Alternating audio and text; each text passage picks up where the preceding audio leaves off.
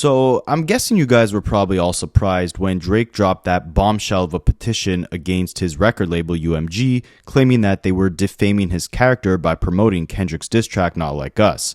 However, the thing that surprised me the most was not that Drake was suing over Kendrick's diss track, but instead I wondered, why didn't he do the same thing 7 years ago when Pusha T absolutely clobbered him by exposing his child with the Story of Adidon? I mean, it would have made a lot more sense to sue back then. I mean, the album artwork alone was enough for a lawsuit by Drake standards. He's wearing blackface with massive clown lips. He's rocking a smile bigger than the one he sported when he saw that A minor on stage. If you know what I'm talking about, then you know. And this is all alleged. All right, Drake, don't come and sue me. But I realized he never ended up suing Pusha T because he actually got the very same record label that he's currently filing petitions against, UMG, to take down the Story of Adidon off of YouTube. So he was pulling these stunts back then. And I think Pusha T actually takes the crown for being the biggest Drake hater on the planet. I mean, he definitely hates Drake more than Kendrick does. He wasn't even allowed in the same studio as Drake way before they had a rap battle. Pusha says that he had to go to Wyoming to record with Kanye, specifically on separate days that Drake was there, and he was the only one not allowed in the sessions when Drake was there. I can't be in the studio when Drake's there. I can't. I'm not allowed.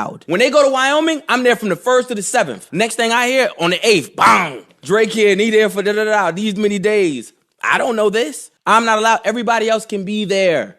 I can't, because I don't play neutral. You don't get to my homeboys and so on and so forth. It's not happening. But I feel like Kanye should be taking that same stance. But he don't do that. Like, everybody not built like me, bro. And aside from hating Drake more than anyone in the world, I don't think anyone is more proud of Kendrick in the world than Pusha T. I mean, Kendrick really took that baton from Pusha T and finished off the spectacle of stomping on Drake's grave, all off the heels of the allegations and issues that Pusha T started. I mean, he referenced Pusha T several times throughout his diss tracks, and Pusha T actually finally just spoke on this beef, so we're going to touch on that shortly. But I just wanted to mention again, I don't think anyone in the world loves Kendrick more than Pusha T and hates Drake more than Pusha T. I mean, Kendrick rapped that Nas was the only one who congratulated him about the Super Bowl halftime show, but Pusha T was giving Kendrick his flowers way before then. He was liking tweets about Not Like Us being Song of the Summer. He responded to a user on Twitter who said, "I just want to point out that after all these years of mob talk from Drake, nobody ever laid a finger on Pusha T," and Pusha T said,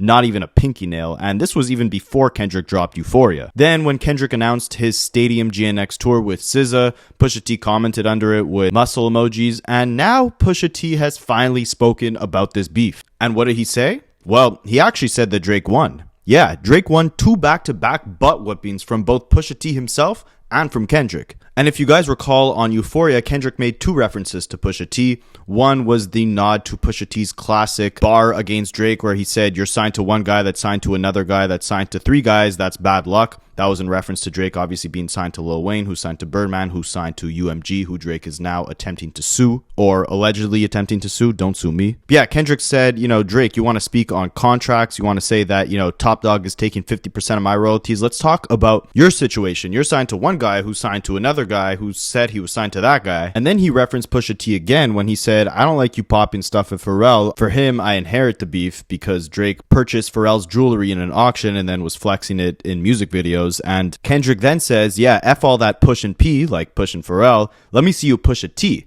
Let me see you go back and actually address the guy who was signed to Pharrell, the guy who started all your issues with that camp, because you never actually finalized your beef with him." And Pusha T emphasized that in a recent interview by saying, "Yeah, you should come double back at me before you even think of going against someone like Kendrick." Euphoria, Kendrick says, "Push a P.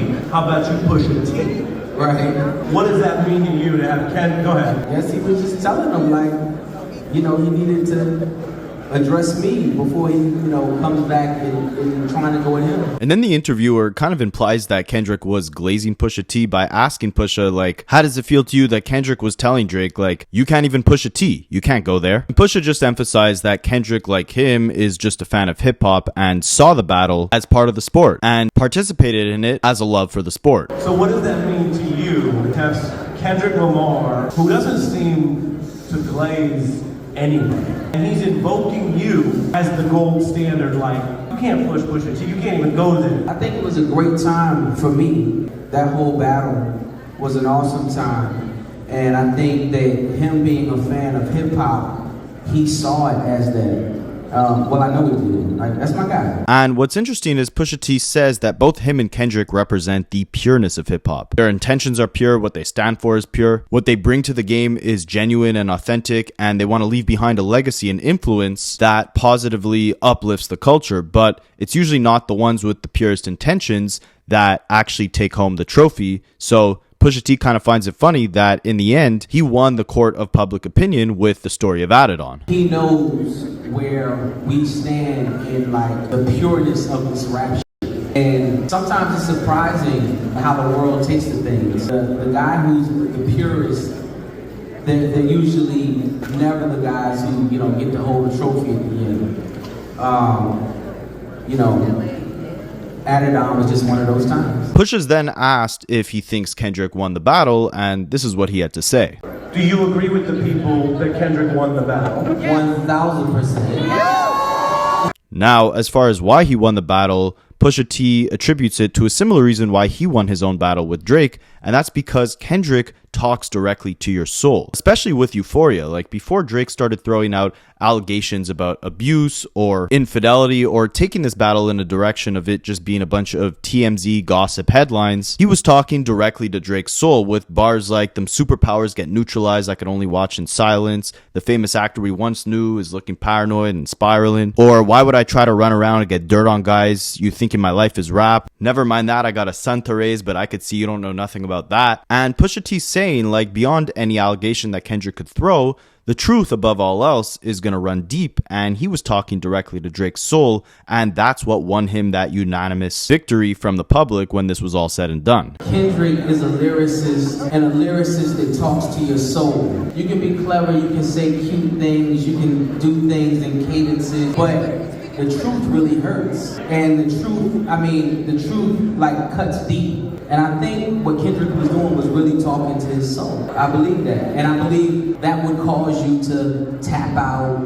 That'll cause you to sue. That'll cause you to do a lot of things. It's crazy. Listen. And I think it's interesting that Pusha T brings up, Kendrick talking directly to Drake's soul, because that's exactly the same approach that Pusha took with the Story of Adidon. If you guys don't remember, beyond just exposing Drake's child, Pusha T starts off the record by saying, drug dealing aside, ghostwriting aside, let's have a heart-to-heart about your pride. Beyond, any of the elements that might add a stain to our legacy in terms of our careers as rappers, Pusha, always talking about white powder, but, potentially not being as involved in distributing it as he makes it seem in his raps, and then Drake obviously having all those ghostwriter allegations. Beyond all of that, let's actually talk about your upbringing, your family issues, why you are the way you are. He raps, even though you're multi, I could see that your soul doesn't look alive. And then he talks about how Drake parades his father, even though his father had left him early on as a child, and how his mother never knew what true love was like through marriage because she never had a happy marriage of her own. And it's really interesting to see how Pusha T, took a step back, psychoanalyzed this whole situation, really dissected Drake's character to approach the craft behind the Story of Adidon. This is what he had to say about, crafting that song. Like, what's your family like? Oh, your dad left you at 5. Oh, I get that. He never walked you to the bus stop. You're mad about this. Your mom, she never remarried. You don't even know what family is. So of course you don't dig marriage. I get the picture, the photo that I used. Of the blackface. Right. This was done in 2008. You don't even know that that's not right. There's no explanation for that to me. You gotta think about who a person really, really is. And it's like, okay, bang. That's why it's okay for you to take a photo like this. You didn't even know it was right. You don't know where you stand at. Oh, that's why you highlight your dad clowning like that. You run to the Memphis. Oh, I'm Memphis, Houston. That's my black side. And it's funny because obviously Drake never responded to that record, but that was enough to forever leave a stain on Drake's legacy, especially in the eyes of hip-hop fans. And it was enough for Pusha T to feel like he never needed to respond to Drake again. Drake would continue to throw sneak disses at Pusha T, especially on a song called Churchill Downs, but Pusha T said in an interview, these were the same recycled flows, the same recycled bars. There was nothing new, and Drake backed out of that beef publicly. So why should Pusha T continue going at him? And that's what Kendrick is pretty much saying here, like,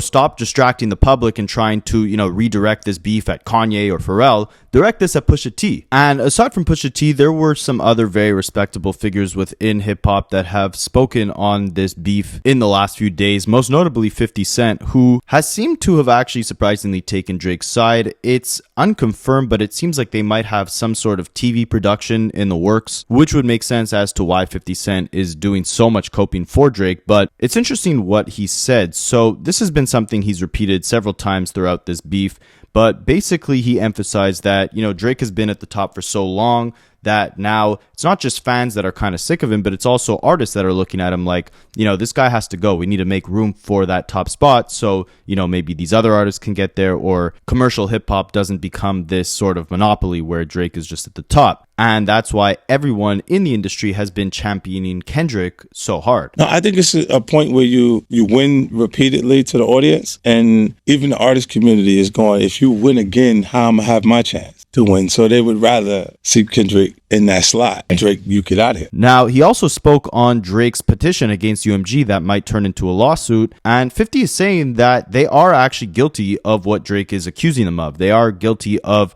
over promoting songs that are destroying another one of their artists' reputations, and that this is all a calculated attack to get Drake out of that top position. He said that he went through the same thing with Interscope Records when the Game had his whole G-Unit campaign, while 50 Cent was obviously running his G-Unit record label, and it was all under the umbrella of Interscope Records. They were promoting both the G-Unit campaign while simultaneously promoting 50 Cent and his G-Unit record label. What he's saying, the system's done, they done it. They're guilty of what he said they did. Like where I'm at Interscope, they are G-Unit and G-Unit at the same time. On the same system, big. The same person delivering the record telling you to play 50 Cent is delivering the record saying play games. They're looking at it like his business is selling the record. But everything that they said that he did, that they did for Kendrick, is something they did for him. And speaking of Pusha T, 50 Cent even touches on him slightly when he speaks about the advice that he gave Drake after this whole battle with Kendrick. And he said it was the same advice that he gave to him after the Pusha T beef, where he told Drake, everyone's saying you lost to Pusha T, but what did you really lose? You're still at number one, you still have number one records, you still have a massive fan base. So yeah, you might have lost a rap battle, but like in retrospect, what did you actually lose? They said you lost to Pusha T. So what did you lose? And he said nothing. So I don't understand. You see what I'm saying? Like whenever you say you lost something, he said, what exactly did you lose? If you take a step back, there's nothing lost. And in my opinion, the best point that 50 Cent made, which was something I've been kind of emphasizing too, is that, when we saw 200,000 people in the queue in Australia waiting for Drake tickets, a lot of people were saying, like, oh, look, Drake didn't fall off. 200,000 people are still waiting to see him live in Australia. And it's like, yes, people obviously still love Drake. He obviously still will have a fan base, mainly because of the massive success of his back catalog. Love him or hate him, you can't deny that he did give us classics way early on in his career. He's given us massive albums, singles for almost, 2 decades now. And regardless of, how much Kendrick tore apart his character and how awful his character might look, no matter how much people chant "not like us," there's always going to be a sector of people who will still listen to Drake forever. And because he's generated such a massive fan base over the past 2 decades, it's not just going to be a small crop of people who will always listen to Drake like they did with Ja Rule. He's always going to have a massive following no matter what happens, no matter what rapper says anything about him. People aren't going to forget about that back catalog of classics that Drake gave us early in his career. That won't change if Kendrick wins a million battles against Drake. There's nobody who's just a Drake fan that won't go out to see his show right now. So it's just to be active. You get out there, do your thing. And 50 Cent went into more detail about his thoughts on the whole lawsuit thing with UMG. He was saying that he thought Drake filed that to combat the whole Super Bowl because, by Kendrick performing Not Like Us at the Super Bowl, it makes the song exciting again. It gives it legs to stretch on and have success for years to come, and it gives it many more eyeballs because he'll be performing it in front of, over 100 million different people. So in order to stop that from happening, Drake is effectively filing this lawsuit or petition to avoid the song from becoming a bigger success than it is. We hit a spot where business is so present that he looked at it and said, well, that's defamation of character because it's not true. All right, and I'm like, how many false statements were in battle records? What did you feel about the lawsuit? I thought it was to combat the Super Bowl? Yeah, because that would reignite it or the song would make it exciting, make it go up again. And months down the line too. Yeah, but the suit itself, I don't think you think about it, but when the lawsuit comes out, it ignites the record. It goes up. I didn't realize Kendrick album was coming right when that lawsuit fell, and it was like, shh.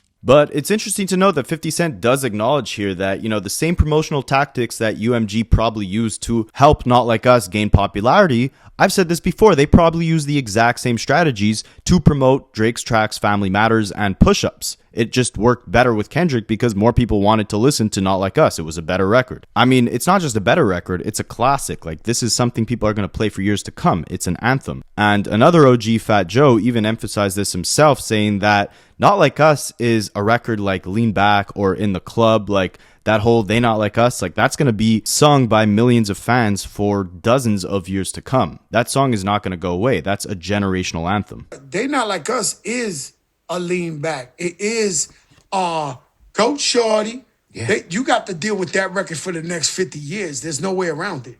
When that shit bam, bam, bam, bam, I said, oh my God, this guy, he done made it hit. Yeah, man. No. That's it. You can find me in the club like They Not Like Us. That's forever. And I do think it's funny that he says now that Not Like Us is a generational anthem, because before Kendrick even dropped Euphoria, Fat Joe was saying that it doesn't take 3 to 4 weeks to drop a diss track, and he thought that Kendrick was going to tap out of the beef after Drake dropped Tailor Made and Push-Ups. I don't know. I don't think Kendrick's cooking up. It don't take him 3-4 weeks to I think that's over. It don't take 3 or 4 weeks. Then the Tupac family want to sue Drake. I thought it was creative, using the AI Tupac and then pushing the envelope.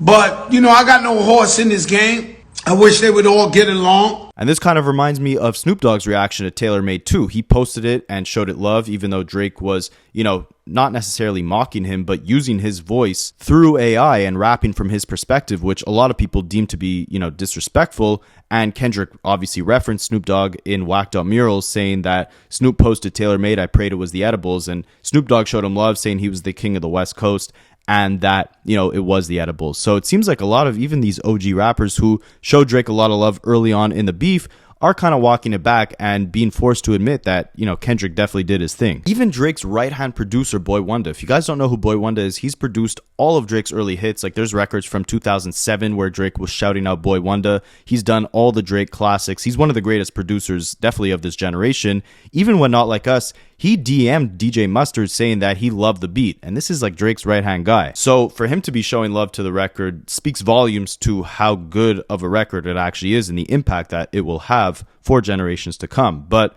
let me know what you guys think. Is Not Like Us played out, or will you be playing it in 15 years from now? Do you agree with what Pusha T or 50 Cent or Fat Joe had to say about this whole battle and everything? And do you think Drake will ever recover from this? Let me know in the comments, and I will catch you guys in the next one. There's a lot of little nuggets in both of their disses that if it wasn't for these breakdowns, and salute to, you know, guys like this, Rapaholics, because I think they directly get it.